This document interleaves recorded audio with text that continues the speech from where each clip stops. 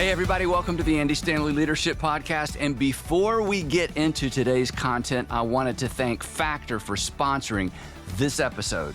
No prep, no mess meals. Factor meals are ready to heat and eat in just 2 minutes. So head on over to factormeals.com/ASLP50 and use code ASLP50 to get 50% off your first box plus 20% off your next month.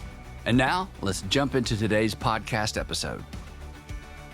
So today we are discussing a topic that should be on every leader's mind, but often gets pushed to the back burner. We're talking about legacy. And legacy is different than reputation. A reputation is what people think about you currently. A legacy is what people will associate with you or your name ultimately. A legacy is what we leave behind, which means no matter what stage of life you're in or what stage of leadership you're in, you're actually building your legacy, whether you realize it or not, or whether you're intentional or not. So if you lead people, since this is a leadership podcast, if you lead people, you're going to have a leadership legacy, and the people you lead will associate something with your leadership. And that includes your kids if you're a parent. So we're all going to end up somewhere as it relates to legacy. We might as well end up somewhere on purpose, right? Something we're proud of. And who better to help us tackle this topic than the man who has not only written extensively on leadership, but has lived out an incredible leadership legacy himself. No stranger to our podcast, my friend, John Maxwell. Welcome, John. And it's so joyful to be with you. I always love our time together, but when we can have time together talking about leadership and legacy with people that we want to add value to, you, it's really a good thing, isn't it? It is. And again, as I'm going to share a little bit, you have inspired me in this area. For the 8 of you out there who are not familiar with John, he's been on the podcast several times, but John Maxwell is a best-selling author, speaker, coach, and leader. He has sold over 35 million books, not a casual endeavor. His books and programs have literally trained millions of leaders globally, which is why he's the person to talk about this topic with. John leads the Maxwell Leadership Foundation and Equip, impacting global leadership through values-based training. He's recognized as the #1 leader in business by the American Management Association and the world's most influential leadership expert by Business Insider and Inc. magazine. But most importantly to me, he is a friend. He's been my friend for many years. He has been an encouragement to me in a very unique way. Every once in a while, I get myself in trouble, usually by accident, and I will receive a card in the mail from John saying, "Keep going, Andy. You're doing the right thing. Ignore the critics." And I tell you what, one handwritten note from John Maxwell counterbalances 1,000 strangers on the end of my social media feed. So, John, thank you so much for being a part of this. And one more thing before I let you start talking. John also is the first person to invite me to speak on the topic of leadership, for which I will be so very grateful. I had never spoken on this topic before. He invited me to be a part of a conference he launched years ago, which was certainly a brand change for him. Maybe we can talk a little bit about that. And he invited me to speak and said, "You got to talk about leadership." I'm like, I've never spoken on that before, and I have been speaking on the topic of leadership ever since. So again, extraordinary influence in my life, John. Anyway, so let's talk about legacy and what's going to be associated with us at the end. You go first, and then I'll just feed you some questions. Thank you, my friend. First of all, I remember well, it was Catalyst. Yeah. That many, many years ago, I was talking to my team, and I said, we need to raise up another generation of leaders younger than us, obviously. And in our conversation, I talked about you, and I said, you need to lead it because you're younger, and you were already leading and building a great church. So you're already leading, but you just really hadn't yet expressed leadership and taught it. Yep. And I really knew that you were the person to do it. And of course, we started, remember, right there in your church, and It just took off, and it had an incredible run, and very quickly that baton was handed off to you because you were the one that really needed to lead it because of your age, and besides, you're a terrific leader. And it's one of my favorite things that we've launched. Everywhere I go, Andy, I run into Catalyst people. Everywhere I go. Yep. Kids come up to me and they just say, it was at Catalyst that, that's where I first got my leadership training. Yep. So when you're thinking of legacy, again, my first thought was, who do I get to really run the thing, and who do I hand the baton off? And I really made that decision really at the same time I said, let's start Catalyst. In other words, it's kind of like I started something new, and already had the baton to hand off to somebody else to really run it. And it really worked out well. And of course, you did such a fantastic job, and it's helped tens of thousands of people. So it worked. It's really a legacy story in itself. Yeah, and let me feed into that a little bit why that's a legacy story. I had been to your previous conferences. They were completely different. I would bring our staff. I took Sure. copious notes. And then suddenly, or not suddenly, well, I don't know, it felt suddenly, you decided I'm going to not leave behind, but I'm going to step away from the people in my season of life, your season of life back then, Yes. and reach lower. In fact, the first Catalyst conference, this was dramatic, was for leaders 40 years old and younger. So you essentially, and I want you to talk about this, you essentially uninvited your entire audience that you had spent years building into, and instead of trying to invite younger leaders to your current conference, it was you crossed the trench. You didn't try to straddle it. You crossed the trench, which was in some ways risky, but your commitment to the next generation of leaders, which is your part of your legacy, you made a huge decision. I mean, you basically said to people who supported you for years, you're not invited to this conference. So can you talk a little bit about that? Because that big decision, somewhat risky decision in terms of your brand, because you could have just ridden out into the sunset the rest of your leadership life with the people who had come up with you through the years. But that was a big decision. Talk about that a little bit. Well, it was a big decision, but I remember in that meeting when we said, let's get Andy to kind of spearhead it for us, which was a great decision. And the other one was I said, anyone over 40 can't attend. And when you talk about me not inviting those people, I was not inviting myself. I mean, I was over 40. It's kind of like the only reason I got to show up at Catalyst is because for the first couple of years, obviously, I just kind of talked and basically tried to serve you to get everything set up. But yes, I say to anyone, if they're going to have a great impact upon their culture, they have to leave their generation. They really do. And of course, now at 77, I really have to leave my generation. In other words, you really have to give up to go up.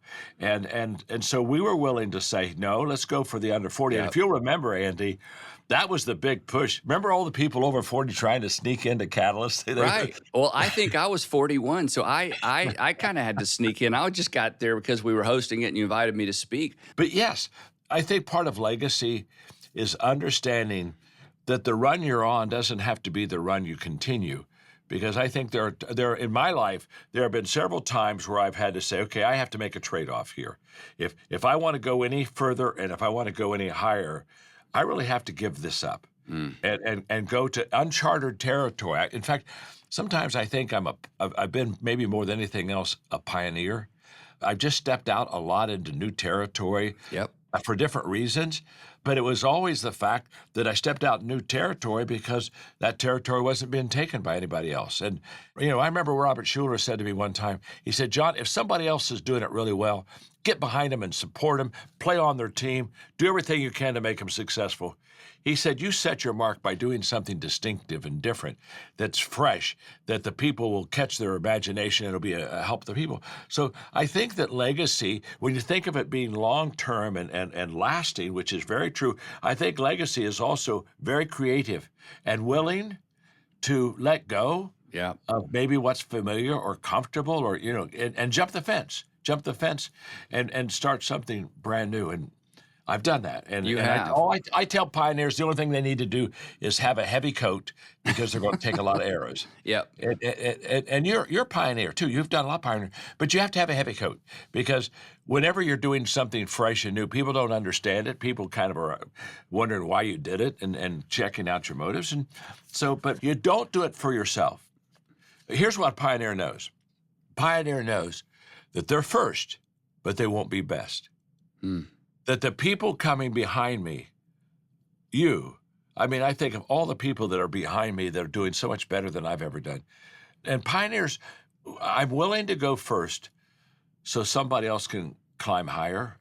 And I never expect when it's over my legacy to say he was the greatest or the best. I just want them to say he was first.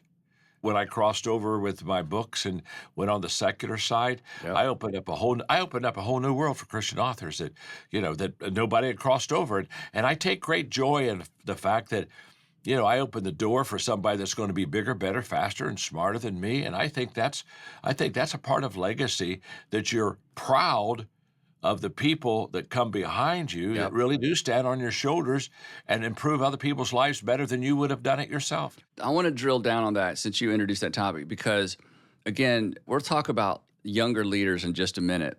But everybody has some sort of legacy, even if they're not in leadership and they aren't thinking in terms of leadership. But the leader's legacy, to some extent, don't you agree, needs to be the leaders they've raised up to bring along behind them. And this is something you have been so intentional in doing. And I'm certainly a product of that. But talk a little bit specifically about practical ways for current leaders, business leaders, nonprofit leaders, Yeah. to think in terms of, to connect the dots between their legacy and the leaders they leave behind. Because we think of legacy in terms of, oh, they built a building, they built an organization, but you have built people. And I think regardless of what leaders are thinking currently in terms of their legacy, the people they build and leave behind, or don't build and leave behind, will be part of their legacy. And let me go negative for just a minute, then let you respond. We both have worked around or know leaders who, because of their insecurity, built organizations that they hope will always be their legacy when their names come to mind. But because of their insecurity, they were afraid to surround themselves with strong leaders. And consequently, they don't have a people legacy in terms of leaders they invested in. And what you just said about yourself, which is absolutely true, you have not ever blinked or winced or stepped back from the idea of giving other leaders opportunities. So will you talk just a little bit to the leader who's like, no, my legacy is going to be my company, my legacy is going to be an invention, whatever it might be, or my church. But that's a missed opportunity because at the end of the day, it's the people that we have invested in that will ultimately be the next generation of legacy because, here's newsflash. Nobody's going to remember my buildings or my church or my sermons nobody's going to remember that stuff anyway. And they're going to take our names off stuff. So anyway, just go deep on that for a minute. Yeah, thank you for asking me to do that, Andy, because I'm very passionate about this. It was a conversation with Jack Welch one time for lunch. We were talking about leadership, and he said something to me that was very helpful. He said, John, I poured my life into General Electric. And I was known as perhaps maybe the number one CEO in the entire world. But he said, when I left it, very quickly, it went down. And he says, as I look back now, he said, I put way too much time in my organization, and I didn't put near enough time in the people. And he said, don't do that. In fact, he's the one that gave me the phrase you've heard me say before, have legs for your legacy. Mm-hmm. And when he said legs, he said, I'm talking about people. You want people movers with your vision, people movers with your values. And he said, it only can be done through people. And in fact, that was probably the catalyst for me starting my coaching company. I mean, I was already 65 and I didn't need another company. But I thought, no, this is a chance for me to, again, go to that next generation down, give them my name, do some training, do some equipping, and have at it. And I remember when we started the coaching company, that we decided to do something totally different. I said, outside of them paying a fair fee to become a coach, I don't want any of their profits. I mean, I don't want them, percentage comes back to the, I said, I want them to be blessed. I want them to prosper. I want them to do well. Let's just give them freedom to be an entrepreneur. And we made that commitment. We made that commitment that we wanted more for them than we wanted from them. Yep. And I think that's a legacy thought too, that you really look at the people that you're pouring into, and you really do want more for them. That I want to be on the plus side. I don't want to be on the minus side. I don't want to constantly have people look at me and say, gosh, he didn't perform or he didn't. I just want to give them my best and be excellent. And I think that's all foundational thinking for what legacy is all about. And so here's how I see it. When you're really a legacy leader, you become very replaceable. It doesn't bother me to hand off it to somebody. In fact, everything I get, I almost ask myself, how quickly can I give it to somebody else to run? Because as soon as I can give it to somebody else, I can go create something new and different and fresh.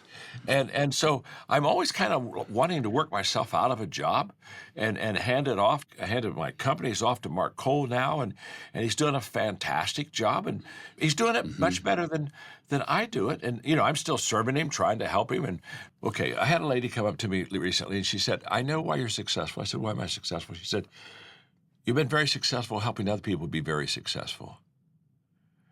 And when I thought about that, I thought, yeah, I think that's kind of where I am.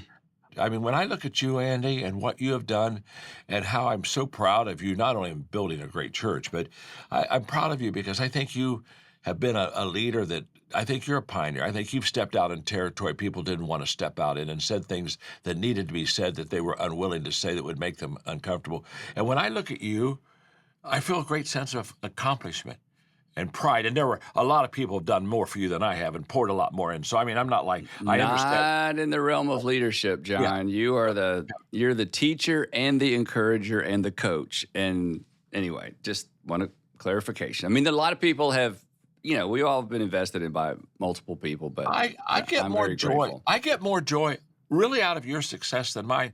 I mean, I've had a lot of success. I mean, I've been incredibly blessed, but there's something about an unselfishness of a legacy person who knows, hey, I'm dying. I'm dying. I got a very short time, four score, we're done, we're out of here. And the other thing about legacy is so interesting. They want to be replaceable. They're handing batons off. And when I see an irreplaceable leader, I know that company or organization, they're in trouble. They're in trouble because it's going to rise and fall on them and no one else. Yeah. And I think we need to be replaceable. Now, here's what's incredible.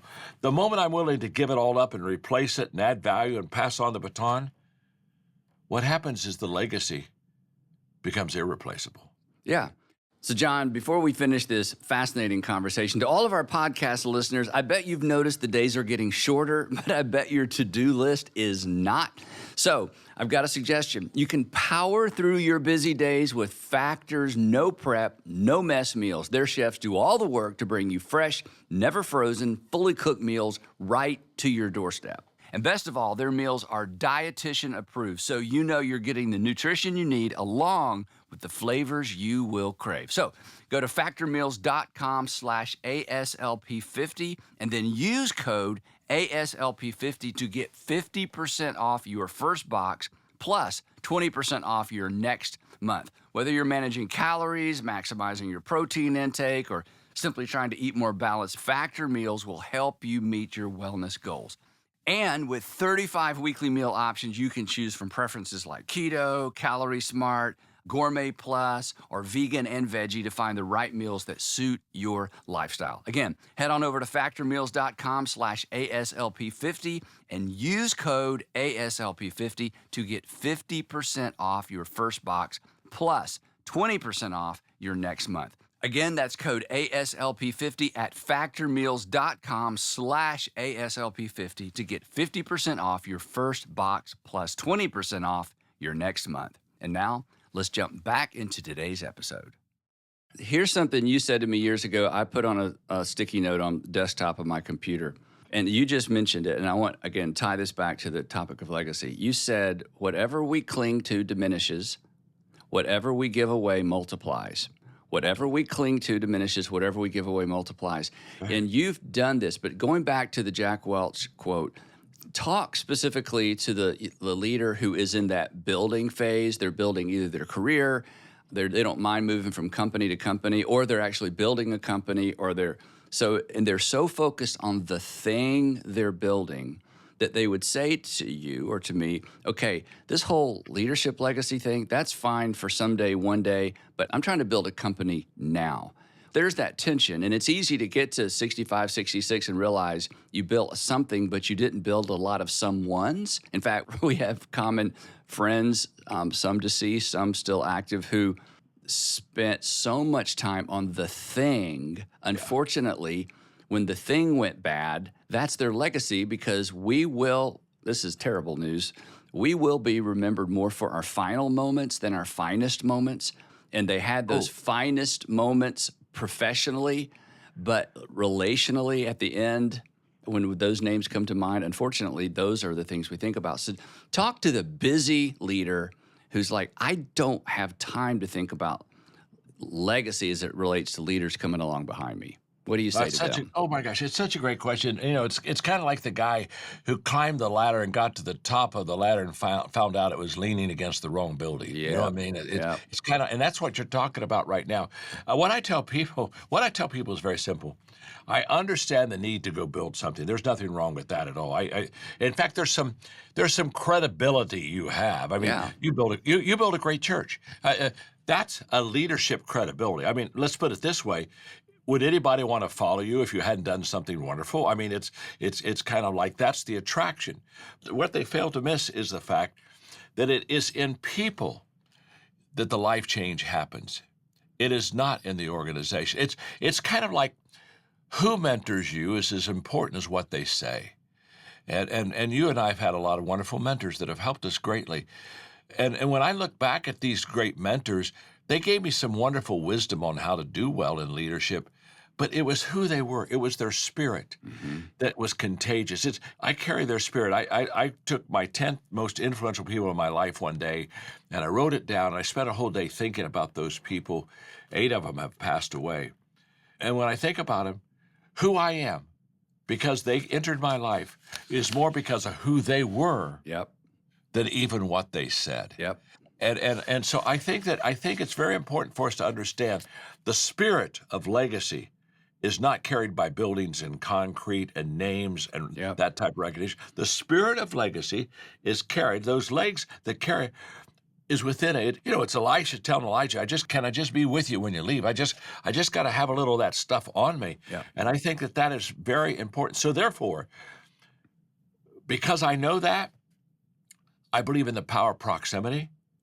And I think it's very important for me, if I'm going to have a legacy, to be close to people that I'm trying to pour into so that they can catch the person Yep. as much as they can learn from the Yep. person. And when I watch them catch that spirit, it's life-changing. And you've done the very same thing, Andy. I want to leave more within you than I want to leave for you. What I leave for you is kind of wood, hay, and stubble-ish a little bit, and it's going to, Yep. it's kind of like your children. Do you want to give them a gift that they'll break by January the 1st at Christmas, or do you want to give them an experience? You want to go take a trip with your children, or do something that is going to include you, that's got that life change. Does that make sense? What Yeah. I'm talking about? Yeah, absolutely. And our mutual friend Tim Elmore says it this way. He says, more time with fewer people Yeah. results in greater impact. More time with fewer people. And this is the tension for the busy leader. It's okay, then there's the whole thing, if I need to be fair and give everybody the same amount of time, that's completely wrong. There's that handful of people that is worth more of our time. So here's what I want to do to kind of bring this into practical. You basically said 3 practical steps every leader can take right now to start building their legacy. And number 1 is develop other leaders, which we've talked about.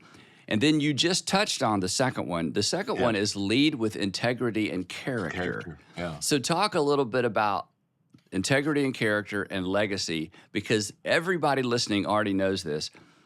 When you think about the people that we have looked up to in the past or continue to look up to, whether or not we continue to look up to them has a whole lot more to do oftentimes with their character and integrity than what they accomplished. And to your point, what they accomplish or what they're accomplishing gets our attention.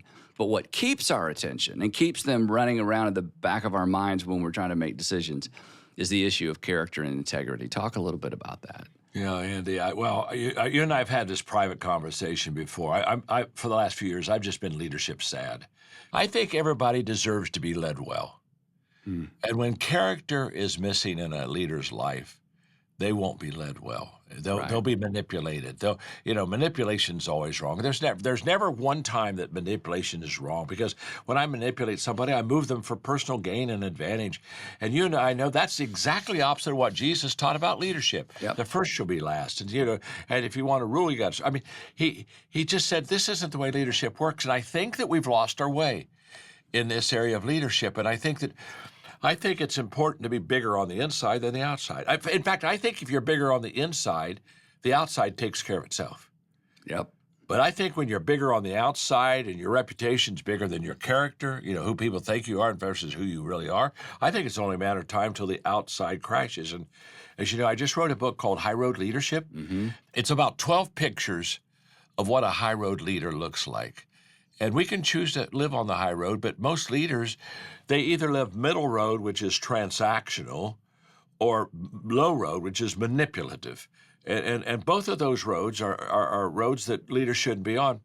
So if you don't mind, I'm just going to give you a few pictures real quick. Oh, absolutely. Yeah, no, this is great. Yeah, these are so transferable. This is great. Go ahead. Yeah, they're just pictures. People do what people see. But high road leaders bring people together.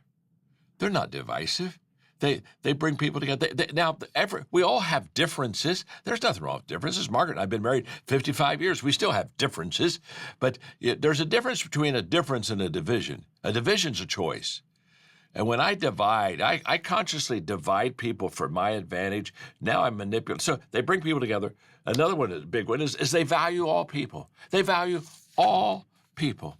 Not some people or not a few people or not the people that are like us. We're just like Jesus. We value all people.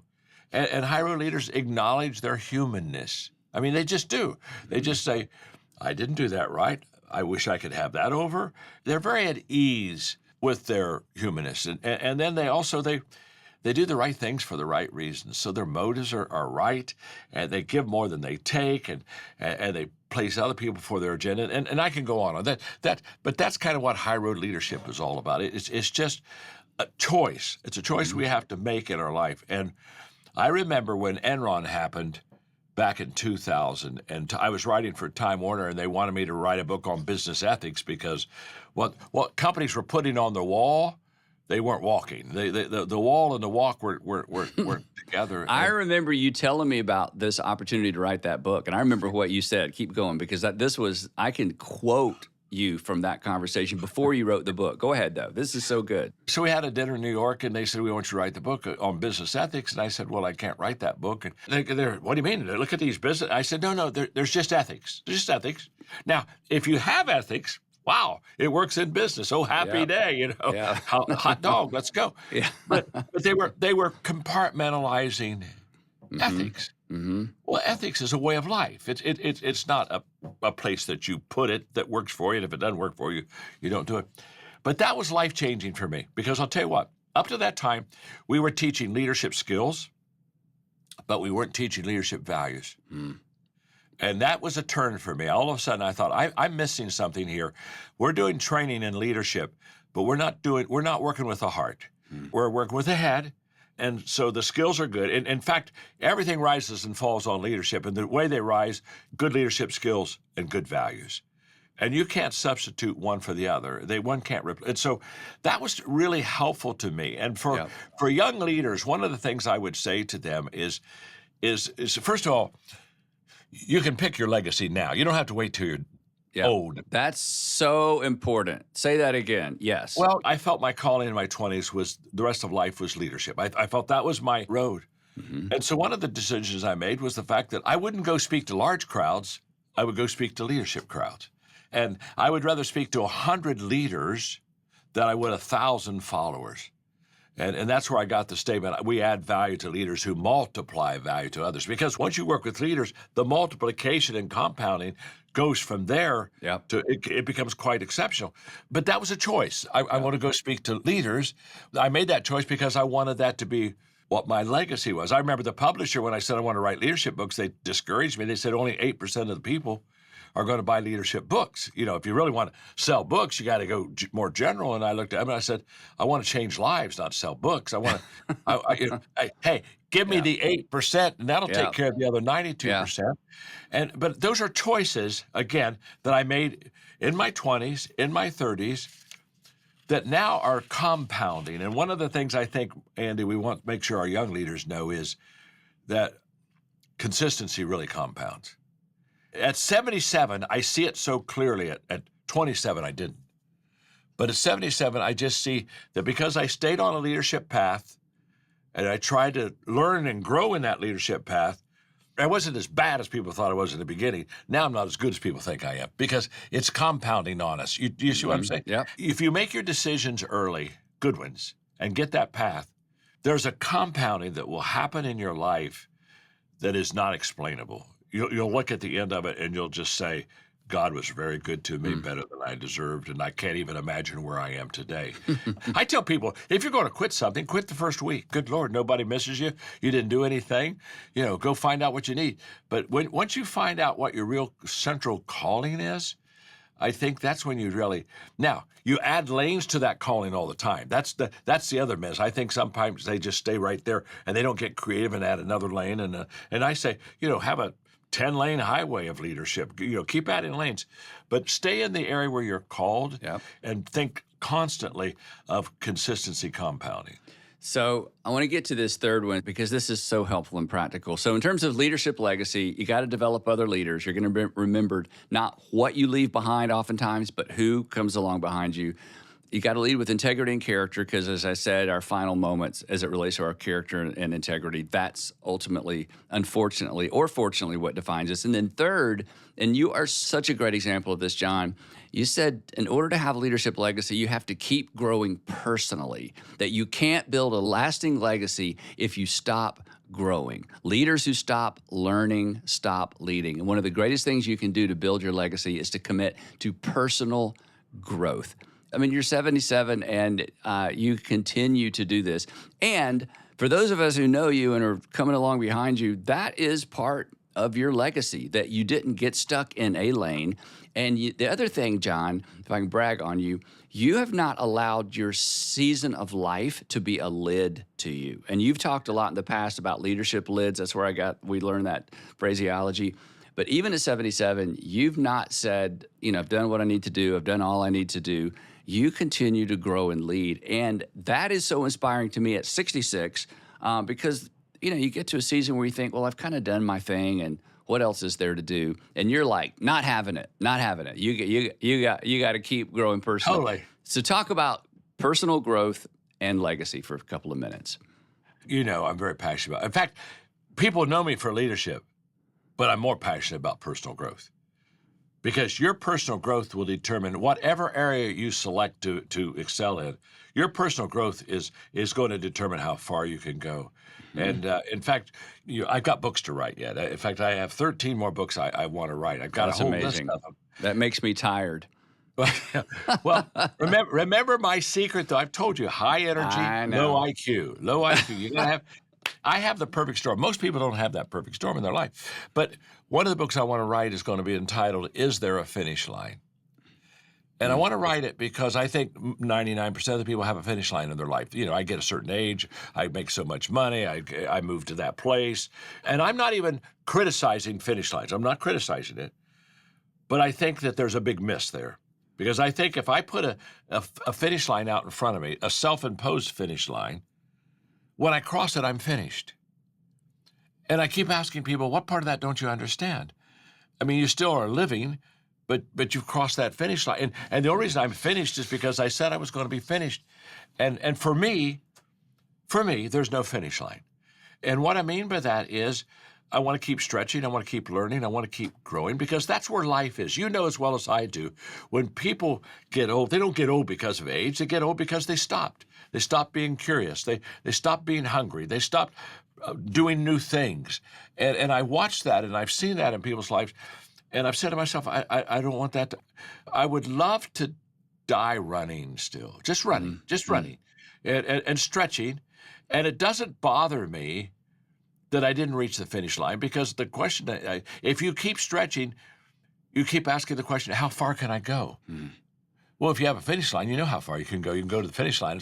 And I don't know how far I can go. And there's something that keeps me hungry and just loving what I do and incredibly encouraged in doing it. I think that's very important. Okay, last thought.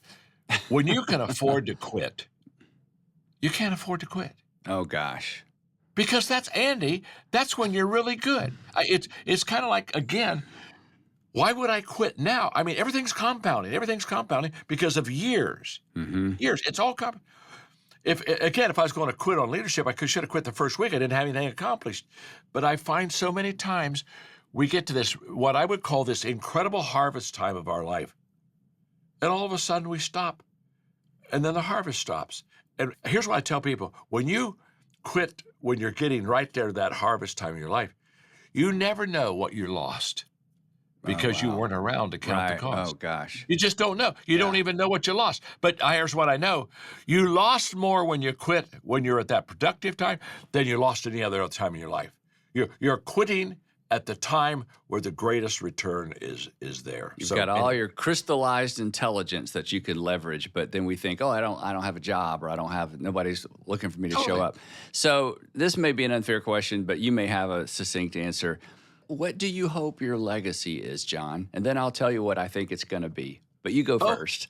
I mean, tell you what I'm asking, because I think regardless of the age of the listener, to have some idea, whether it's a sentence, and maybe it changes in 5 or 10 years, but to have something out there that we're living for, that we hope lives after us, is so instructive. And it puts a parameter around our morality, our ethics, our relationships, and everything else. It's that funeral exercise that Stephen Covey talked about. But when you think about your legacy, and you've kind of said it, what do you hope for? Well, when I teach, I'm always looking for 4 things when I teach. I teach for possibilities. I'm a lid lifter. When people hear me teach, I want them to see things that are possible that they haven't ever seen before. So what do I want them to see? I want them to see the possibilities. What do I want them to know? I want them to know that I value them. I want them to know that I value them, because people rise to the level, not of belief in them, but how they self-worth and value. Yep. What I want them to feel is empowered. When I'm done, I want them to feel like I can go do that. This is possible for me. It's not like it was possible for John and Ami. And then I want them, obviously, to apply and multiply, which is a leadership thing. Yep. If they're a follower, they can apply. If they're a leader, they can apply and multiply. And what I really want people to do is I want people, when they think of me, to just say, I'm a better person because John Maxwell was in my life. I told them, if I really have anything on my tombstone, I just kind of want to put, my name is John and I'm your friend. It's not complicated. My life's never been complicated. I don't want fans, Andy. I want friends. And to have friends, you've got to close the gap. You don't widen the gap. You walk slowly through the crowd. You truly care for people. You truly love what you do, and you love the people that you do it with. So if people, when they look at me, can say, he equipped me. You know what? A lot of people have made me successful. When I look at mentoring, when the lady says you're very successful, making everybody else very successful, I wanted to say to her, well, I'm very successful because I had a whole bunch of people behind me that poured into me, left legacy, and mentored me that wanted me to be very successful. And I think I'm better because they came into my life. Well, I want the people that I came into life to say, he gave more than he took, and I'm a better person. Yep. And that is exactly what I think your legacy is going to be, John. It's not going to be a quip, even though it's amazing. It's not going to be the books. It's going to be you made people better. And as you said years and years ago, you summarized your definition of success. Basically, these are my words. You can say it better than me, that the closer a person gets to you, the more they would respect you or love you, instead of don't get too close, or it'll go the other way like it does for so many people. And that has been absolutely the case. Well, this was inspiring, especially that statement, when you can afford to quit, you can't afford to quit. That is a really big deal, because there are a lot of leaders listening, and they can't wait to get to the point to where they can afford to quit. And I hope, if they're 30 years old or 40 years old or 50 years old, I hope they will remember, when you can afford to quit, that's when you can afford to quit, because that is perhaps when you have the most to offer. And John, keep on going, because you still have so much to offer. You got to write 13 more books. I know. Can't wait to read them. That's amazing. So to all of our podcast listeners, this has been an extraordinary conversation. At least it has been for me. I think it has been for you. And before we leave, we just have one ask, and that is to subscribe to the podcast by hitting follow on whatever app you listen to. You help us grow this audience, which of course allows us to keep improving and making it better, bringing you great guests like the one we had today to help you go further faster. Also, be sure to visit the andystanley.com website. That's andystanley.com website, where you can download the Leadership Podcast application guide that we wrote that summarizes this discussion so that you can have this discussion with the people you work with or maybe the people at home. And we have some questions there to help that discussion go even better. And join us next week for Reverb, the Reverb episode where Susie and I will talk about John instead of talking to John about the topic of legacy. That's always a lot of fun. Again, right here on the Andy Stanley Leadership Podcast.